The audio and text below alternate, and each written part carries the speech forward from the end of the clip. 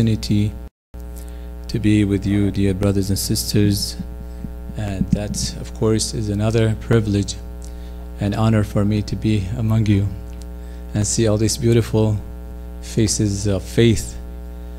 And I ask Allah subhanahu wa ta'ala to bestow you the best of health as well as long life, inshallah, to all of you.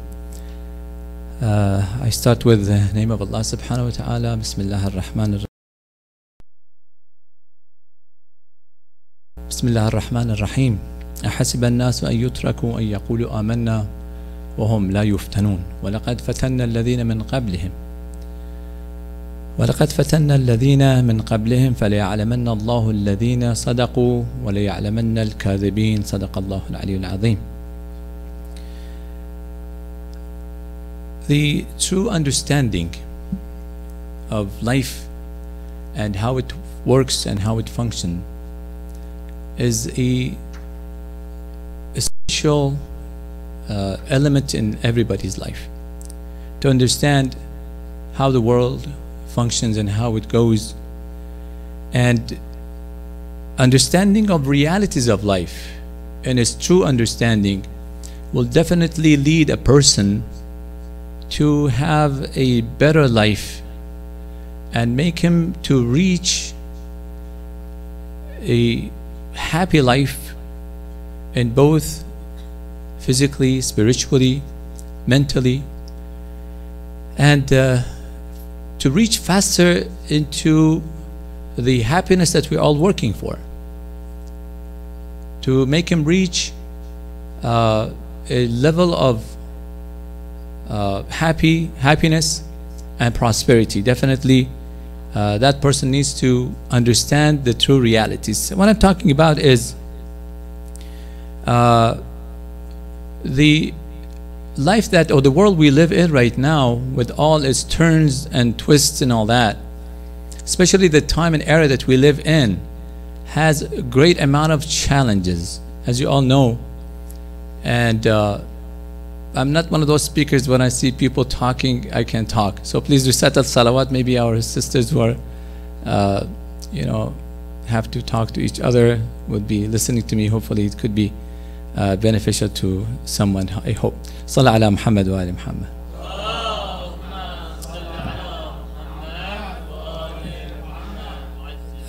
Life is like a restless ocean full of wonders and surprises, and its nature is pretty much is a state of continuous turmoil caused by waves of events, and everybody has to come to the surface of this ocean and tries and sees those challenges that is facing everybody, definitely.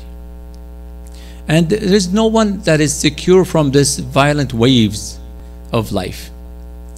As I said, when we understand the challenges of life, definitely we're going to have a better life and better hereafter.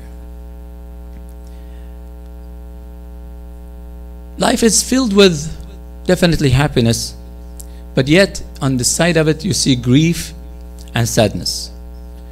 Beside every youth, we are going to definitely see old age. Next to every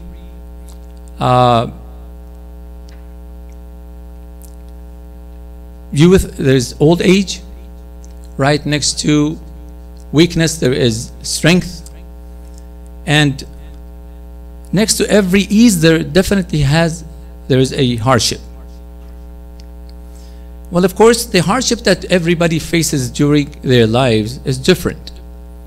That goes with the age. When you talk to small children, they have their own issues. When you talk to youth, they have their own issues. When you talk to older people, they have their own issues. It's just different at the age that they live in. For example, when you see a child in the first year of age, if you take their pacifier from them, they're going to be crying and screaming and yelling just to get that pacifier back. And we talk to youth, you see their problems are different. You know, when they get to know each other, they get to face certain issues, especially at the, you know, the country they live in, and so forth and so on. And older people have their different issues as they grow up. So it is an undeniable fact that with all the means of comfort and with all the means of technology that we have to make our lives better, we still have to admit and acknowledge that these means of comfort did not bring peace to our lives. It did not do that. On the contrary, actually, we see that stress and anxiety has been increasing constantly in our lives. So what are those factors that is increasing our anxiety and stress? I remember meeting a doctor who was retired a few days ago in a mosque, and I asked him about the diseases that we see in today's time, and I told him, you know,